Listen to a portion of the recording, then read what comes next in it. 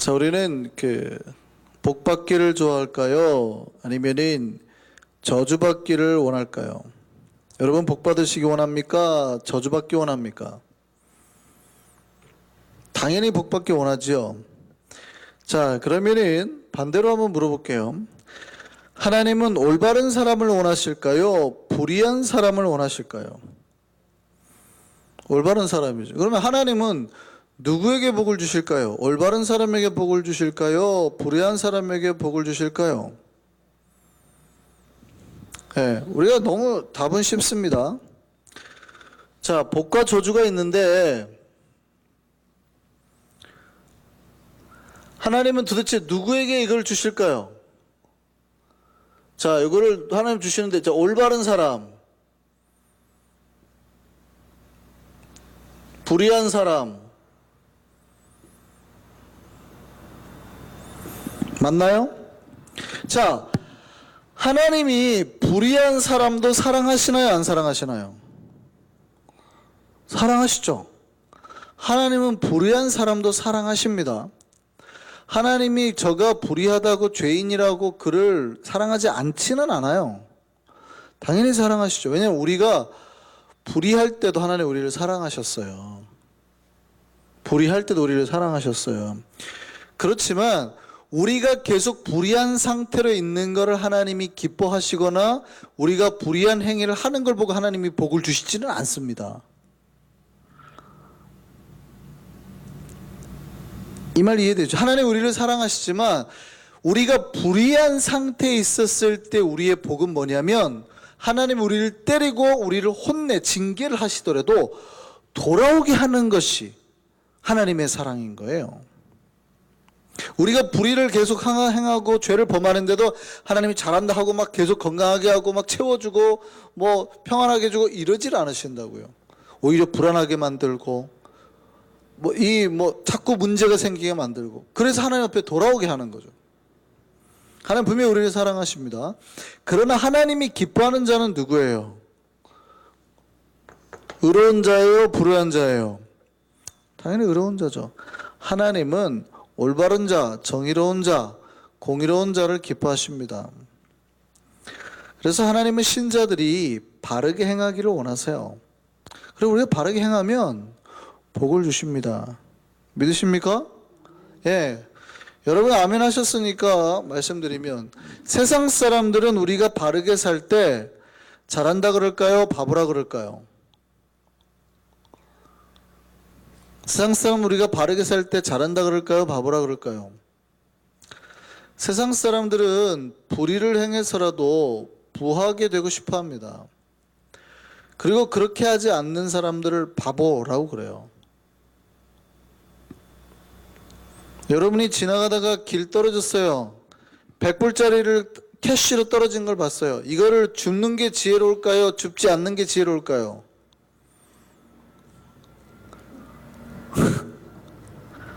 누가 떨어졌는지 모르잖아요. 정말 위급하게 제가 말씀드렸잖아요. 약을 사러 가려고 했던 애가 떨어뜨렸을 수도 있잖아요. 엄마가 위독해서. 이거를 줍는 게 지혜로운 거예요? 줍지 않는 게 지혜로운 거예요? 근데 우리는 주울까요? 안 주울까요?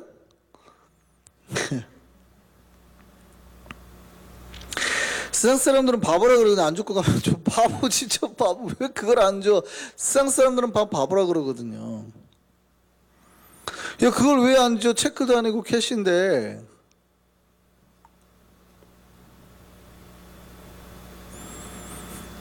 그런데 신자는 이 기준을 깨는 사람들이거든요. 그러니까 정직한 자가 올바른 자가 복을 받는다는 것을 믿고 사는 사람들이에요. 그러니까 우리는 세상 사람들은 야 뇌물 받고 불의한 일을 행하고 그렇게 해서 부자 돼 괜찮아 다 그래 세상이 그렇게 말을 하거든요. 근데 우리는 이 기준을 깨고 싶어 하는 거예요. 정직하게 사는 자가 복을 받아 라는 거를 이제 우리는 주장하고 싶은 거죠.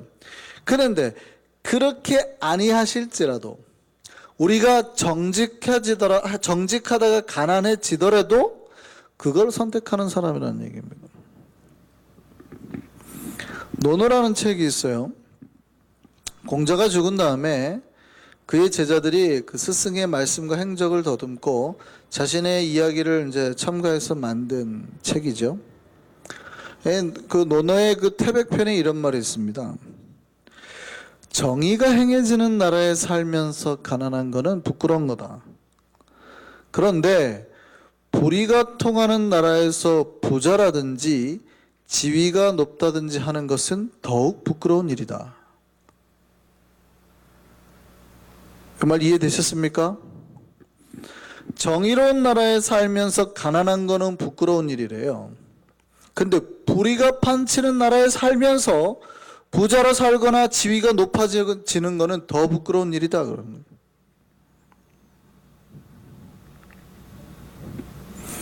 그렇게 안 하면 부자로서 어떻게 사냐는 거예요. 정치인들한테 돈을 안 주고 어떻게 부자가 될 수 있어요? 초인류 대기업이 정치인들한테 뇌물 안 주고 될 수 있어요? 그런데 그렇게 됐단 말이죠. 그런 사람들이 장로란 말이죠. 부끄러워해야 돼요? 안 부끄러워해야 돼요? 부끄러워해야죠. 부끄러워해야 된단 말이에요. 교회가 부끄러워해야 돼요. 그런데 그런 장로 한 명 생기면 교회가 기뻐하죠.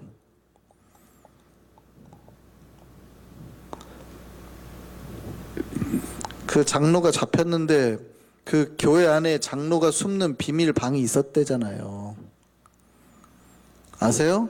그 교회에 교회 밀실이 있었더래. 그 건물을 그 장로가 지었는데 교회 밀실이 있대. 보일러실 같은 데가 여기가 있는데 복도가 이렇게 있고 이 복도를 들어가면 이 문에 들어가면 여기가 막 보일러실 같은 데 막 버튼이 수없이 많대요. 근데 경찰이 그걸 어떻게 찾아냈어요? 이 버튼 하나를 딱 누르니까 여기 문이 띵 하고 열리는데 여기에 침대랑 딱 한 명이 가서 숨을 장소, 여기 비상 탈출구까지 교회 안에 있더래요.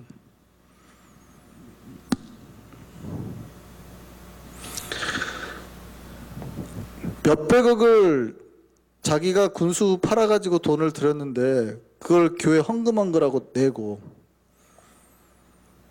그리고 다시 헌금 한 7억인가 하고 돌려받았죠. 그러니까 교회로 들어가가지고 교회가 다시 갚은 걸로 하니까 건물 짓고 돌리니까 원래는 자기가 돈 번 거에 대한 텍스를 내야 되잖아요. 이게 엄청 비쌀 거 아니에요. 근데 교회로 들어갔다 나왔으니 이게 텍스를 낼 필요가 없잖아요. 이게 뭐예요? 교회를 놓고 돈 세탁을 한 거죠. 그러면 교회가 그렇게 한 걸 보고 기뻐해야 돼요? 아니면은 가슴 아파해야 돼요? 불의가 통하는 나라에서, 부정이 통하는 나라에서 부자가 되거나 지위가 높아지는 게 부끄러운 일이라고 생각해야 되는데 아니란 얘기죠. 요즘에 한국 정치인들의 행태가 그렇죠. 돈 받는 정치인 뭐 8명이 나왔는데도 큰 소리 치잖아요. 뭐 뻥뻥뻥 치잖아요. 저울을 속여서 부자가 되느니 정직하게 가난한 것이 옳단 말이에요. 신자는 그걸 믿는 사람이란 얘기입니다. 내가 뒷돈 받아서 부자가 되느니 정직해서 가난하게 사는 게 더 낫다라는 걸 믿는 사람이라고요. 성경은 거기에다가 복을 말씀합니다. 뒷돈 받아서 부자가 되는 자는 망한다. 하나님이 그 망하게 하시죠. 뒷돈 받아서 부자가 되는 자는 망한다. 왜냐하면 하나님이 미워하시니까. 그런데 정직한 자는 하나님이 기뻐하시니 반드시 복이 오게 되어 있다. 이게 오늘 본문 1절이 말하는 거예요. 오늘 계속 본문을 볼 거니까 좀 말씀을 들어주세요. 이게 본문 1절이 말하는 거예요. 본문 1절 다시 한번 크게 읽어보시죠. 시작. 속이는 저울은 여호와께서 미워하시나 공평한 추는 그가 기뻐하시느니라. 그러니까 하나님이 자 속여서 저울을 달아요. 한국에 가서 고기 한 근 달라고 하면 고기가 보통 한 근이면은 1인분이 몇 g인 줄 아세요? 1인분에? 보통 한 근이 600g이잖아요. 근데 1인분이면 보통 200g이에요. 근데 기자가 재봤더니 200g 맞춰서 주는 집이 없더라는 거죠. 거의 대부분이 뭐 180g 다 속인다는 거죠. 모르니까 사람들은. 자, 그렇게 해서 부자가 됐어요. 그렇게 해서 하나님 앞에 헌금을 했어요. 하나님이 기뻐해요? 안 기뻐해요? 그래, 한국에 그렇게 장사하는 신자들이 많을까요? 적을까요? 근데 그들이 목사님 불러다가 축복기도 해달라고 할까요? 안 할까요? 그 목사 축복기도 해야 돼요? 안 해야 돼요? 여기는 그럼 속이지 말고 장사하십시오 라고, 그러면 하나님 복 주실 겁니다 이렇게 말을 해야 돼요? 아니면 그럼에도 불구하고 들어와도 복 받고 나가도 복 받고 이렇게 말을 해야 되는 거예요? 오늘날 신자들이 목사를 시험에 들게 만든단 말이죠. 자꾸 목사를 시험에 들게 만들어요. 성경은 분명히 속이는 저울은 여호와께서 미워하신다 그랬단 말이죠. 하나님이 미워하시니 복을 받아요, 못 받아요? 하나님이 미워하시니 복을 받을 수가 없는 거예요.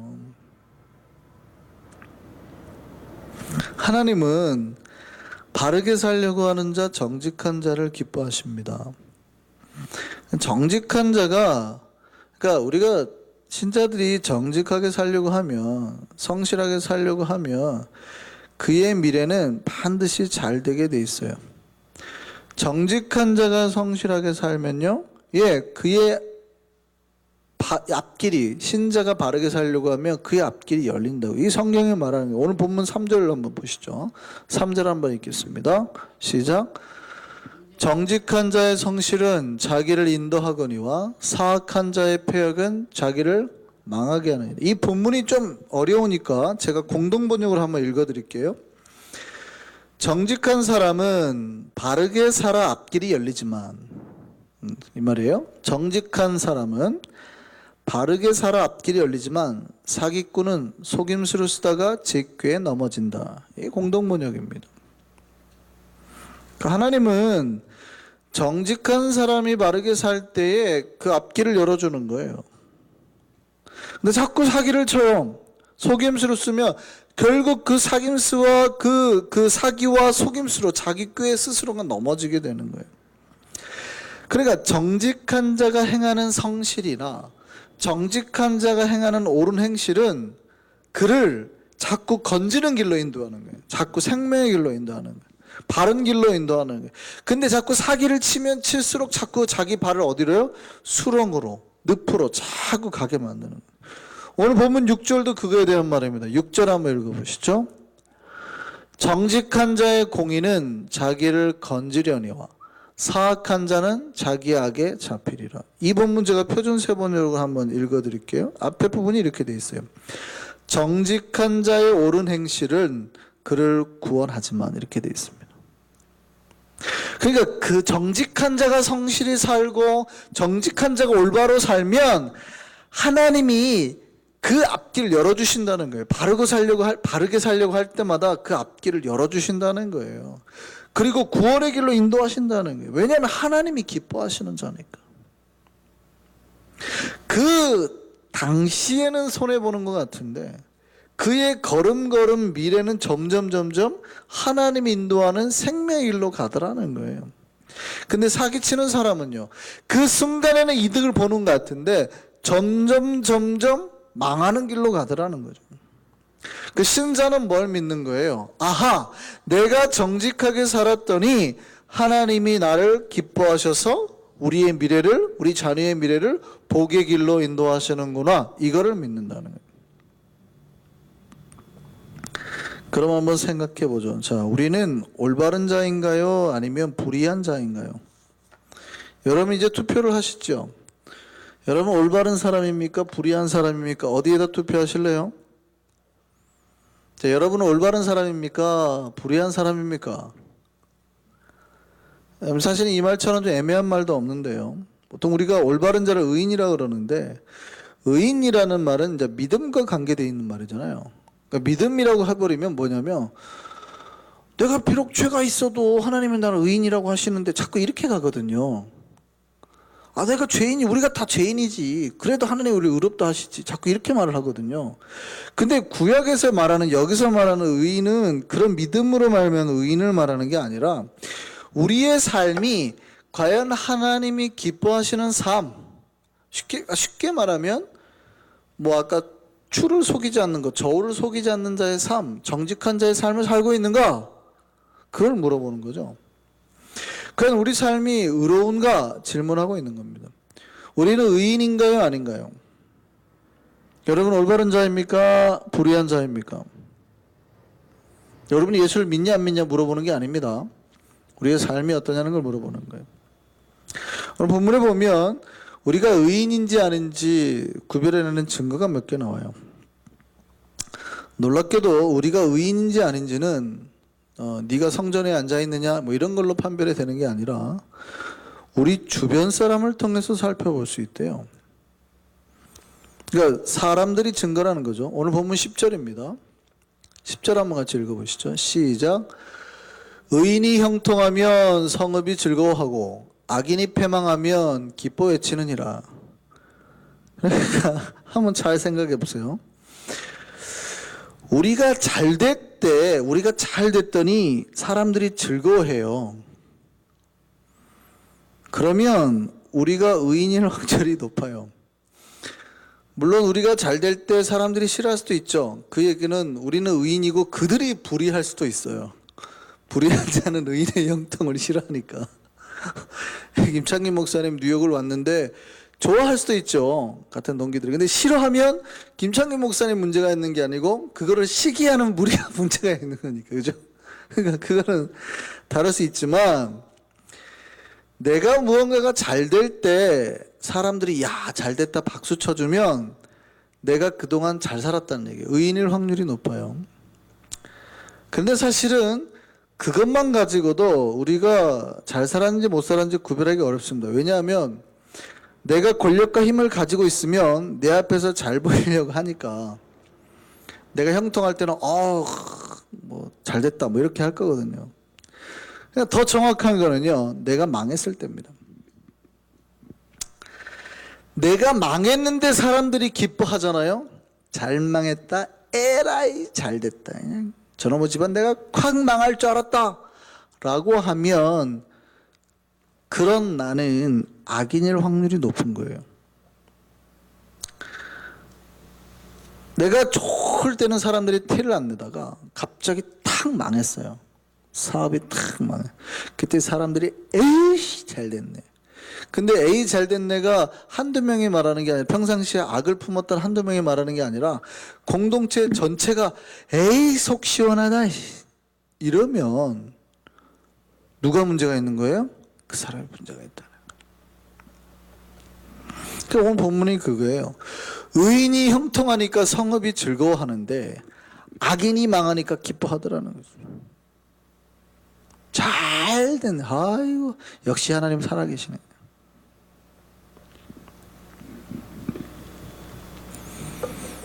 표정들이 굳어지시는데 한번 생각해보죠. 내가 망하면 사람들이 나를 찾아와서 위로를 할까요? 아니면 아주 잘됐다 고소하다 할까요? 내가 망했을 때 아이고 그냥 잘됐다 할까요? 아니면 아이고 어떨까요? 분명히 하나님이 더 좋은 길을 주실 거예요. 그럴까요? 혹시 여기 걱정되시는 분 있어요? 여러분 망했을 때 사람들이 그럴까봐 우리의 삶을 돌아볼 필요가 있습니다. 우리가 올바른 자 아닌 자 뭐로 결정돼요? 공동체와의 관계에서 내가 의인인지 아닌지 결정된다는 얘기예요. 두 번째는요, 자기의 입에서 나오는 말의 능력으로 분별이 됩니다. 말에는 능력이 있다고 제가 말씀드렸죠. 그러니까 부정적인 말은 분명히 부정적인 결과를 이끌어내고 긍정적인 말은 생명의 결과를 가지고 옵니다. 한국에서 연예인들이 많이 자살을 해요. 옛날에 했었죠. 근데 그 중에 큰 이유 중에 하나가 이제 인터넷 댓글이다 해서 시끄러웠던 적이 많았습니다. 그러니까 막 욕을 하는 거예요.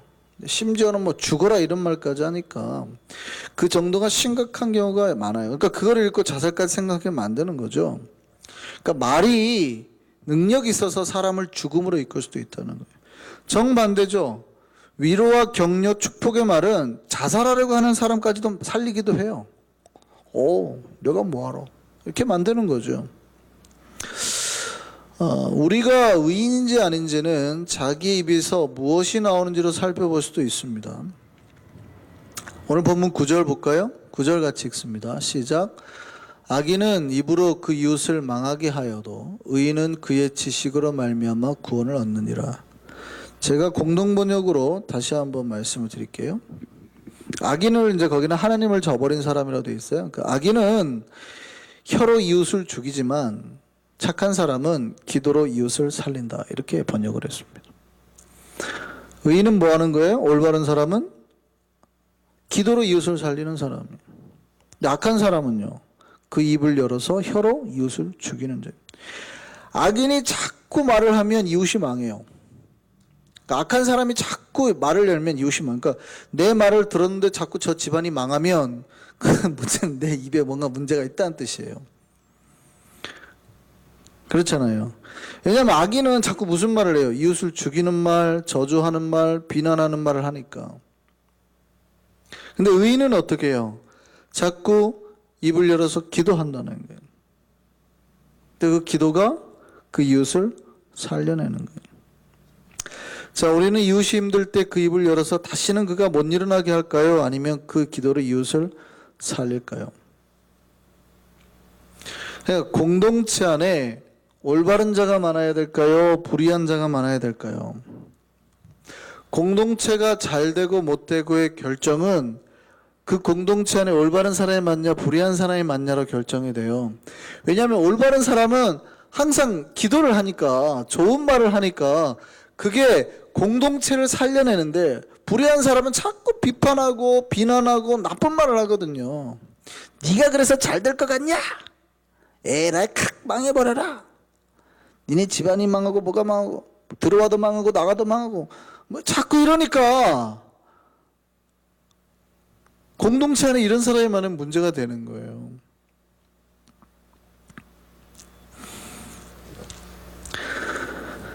그래서 올바른 자, 정직한 자, 의인이 속해 있는 공동체는 그 의인의 축복으로 번영하는 거예요. 그런데 그 공동체 악한 자가 많으면 그 사람의 입의 말로 인해서 공동체가 망하는 겁니다. 오늘 본문 11절 말씀 볼까요? 11절입니다. 같이 크게 읽겠습니다. 성읍은 정직한 자의 축복으로 인하여 진흥하고 부흥한다는 뜻이, 번영한다는 뜻이에요. 그 다음에 악한 자의 입으로 말미암아 무너지는 일. 자, 공동체가 번영하고 망하는 그 이유가 어디에 있대요? 그 안에 정직한 자가 많느냐 악한 자가 많으냐래요. 정직한 자가 많으면 정직한 자들이 자꾸 축복하니까 부흥한다. 여러분이 신방을 받으시는 이유가 뭐예요? 목사님 자꾸 오라고 하는 이유가 뭐예요? 아니, 집에서도 뭐 교회에서도 얼마든지 받을 수 있죠. 매주마다 축복을 받는데. 근데 왜 구태여 집으로 오라고 그래요? 내 집으로 와가지고 이 집을 축복해 주잖아요. 그러니까 정직한 자의 축복은 부흥하게 만들어요. 번영하게 만드는 거예요. 진흥하게 만드는 거예요. 근데 자꾸 집안으로 악한 자를 끌어들이면 안 되는 이유가 뭐예요? 자꾸 나쁜 말 하는 사람은 집으로 땡기면 안 돼요. 그 사람들은 가가지고 나쁜 말 하거든요. 너 이래 가지고 잘 되겠어? 너 망한다. 아니면 속으로 망해라. 이놈의 자식 어디 가다 콕 깨져버려라. 안 좋은 거예요. 악한 자 입에서 자꾸 나오는 것 때문에 무너지는 거예요. 그러면 교회가 부흥하는 거 뭘로 부흥할까요? 교회 안에 정직한 자, 의로운 자가 많으면 돼요. 교회는 원래 정직한 사람, 올바른 사람, 의인들이 모이는 거예요. 물론 죄인들이 와서 변하는 데죠. 이렇게. 그런데 죄인들이 들어와가지고 못 변하면 어떻게 돼요? 교회가 지는 거예요. 그런데 교회는 그런 부정한들이 들어와서 빨리 바꿔야 돼요. 그들 안에 올바른 사람. 그들이 변하지 않고 있으면 오히려 교회가 썩는 거거든요. 그러니까 교회는 전도해가지고 그들을 절대 그대로 놔두면 안 돼요. 그들 때문에 교회가 썩는 거거든요. 비판하고 비난하고 세상 것처럼 하고 막 이러면 교회가 무너지는 거예요. 그들을 데리고 와서 빨리 올바른 사람이 되도록, 부정한 삶을 바꾸도록, 정직한 자가 되도록 바꿔내야 된단 말이죠. 근데 오늘날 교회들이 썩는 이유가 뭐예요? 데리고는 왔는데 전도는 무지하게 해왔는데 냅두는 거죠. 막. 현금은 하니까 냅두는 거예요. 그러니까 점차 그들이 부정의 비판의 말, 세상적인 거, 장로가 아유 장로님들도 다 그렇게 하지 뭐 장로님들 안 해요 하니까 장로조차도 다 이런 건 이런 짓 하고 다니는 거예요. 그래서 교회가 망하는 거죠. 교회가 변화를 시켜야 되는데 세상이 교회를 변화시키고 있어요. 거꾸로 가버리는 거예요.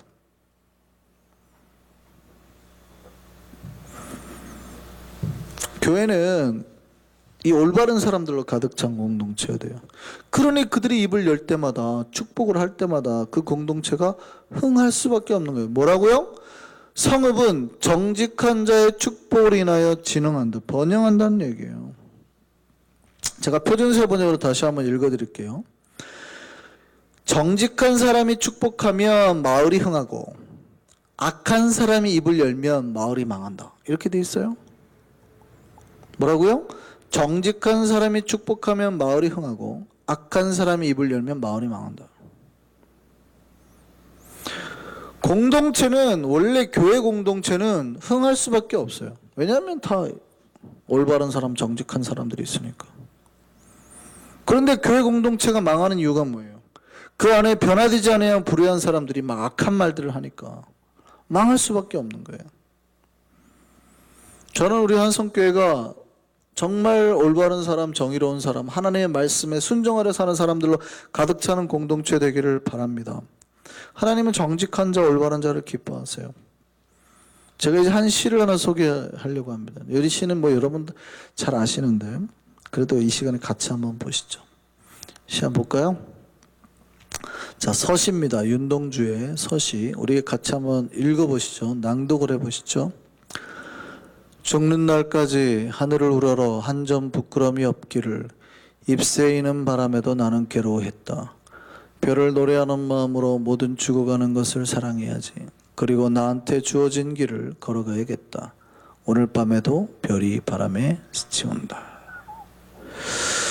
이 윤동주 시인이 지은 시인데 윤동주 시인은 그 항일운동으로 잡혀서 후쿠오카 형무소에서 27세의 나이로 죽음을 맞습니다.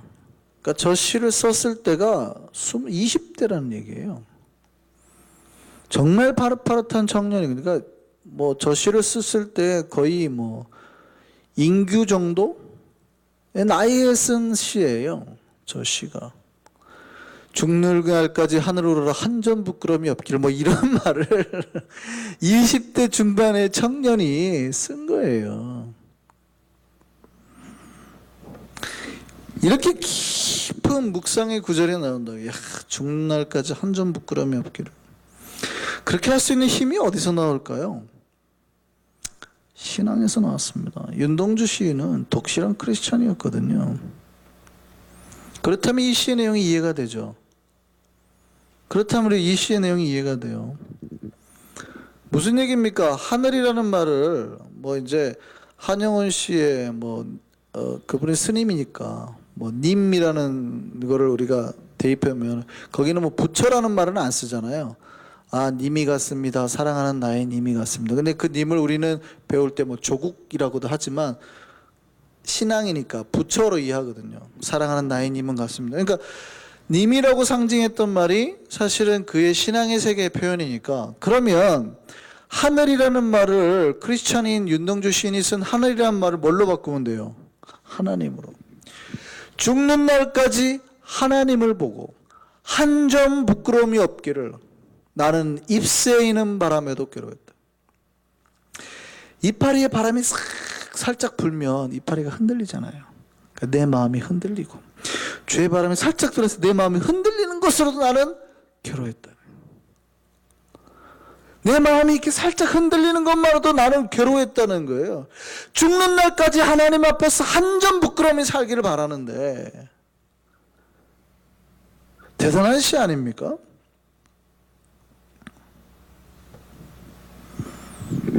이게 20대 크리스찬이 쓴 시예요. 오늘날에 정말 크리스찬들에게서 과연 이런 시가 나오는지 한번 생각해 볼 필요가 있습니다. 왜 크리스찬들에게 오늘날 이런 시가 안 나올까요? 내가 하나님을 믿었는데 왜 부자가 안 됩니까? 뭐 이런 시들, 하나님 나를 부하게 해 주옵소서 라는 시는 써낼지 모르는데, 그런 기도들은 뱉어낼지 모르는데, 우리 기도에서 죽는 날까지 하늘을 우러러 한 점 부끄러움이 없기, 뭐 이런 시가 나오나요? 왜 이런 시가, 우리는 이렇게 풍요로운 시대에 살면서도 왜 이런 시가 못 나올까요? 왜 이런 고백들을 있을 못 나올까요? 우리가 믿음으로서의 신자로서 바른 자에 살려는 성찰을 하지 않기 때문에.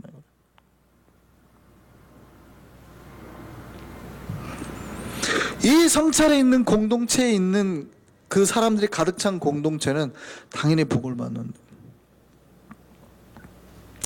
우리는 하나님 앞에서 얼마나 올바르고 정직하게 살려고 노력하고 있을까요? 정말 나에게 스치듯 지나가는 조그만 그 부끄러움 하나 때문에도 괴로워하고 있을까요? 저는 우리 공동체가 정말 하나님 앞에 올바른 자로 바로 서서 주님이 주시고자 하는 모든 복을 누려 사는 공동체 되기를 바랍니다. 뿐만 아니라 우리 의인의 입에서 나오는 이 축복의 말들로 우리 공동체 모두 흥하고 잘 되기를 소망합니다. 정말 번영하기를 소망합니다. 그 이전에 우리가 기뻐야 될, 먼저 깊이 생각해야 될 것은, 정말 내가 하나님 말씀 붙들고 정말 내한테 흔들리는 그 작은 바람 하나 앞에서도 부끄러워하며 주님 앞에 흔들림 없이 살려고 하는 자인지 먼저 돌아봐야 될 겁니다. 우리가 하나님 앞에 정직한 자로 살려고만 하면 하나님 반드시 우리에게 복을 주실 줄 믿습니다. 오늘 말씀을 생각하시면서 기도하며 우리 결단하며 나아가시죠.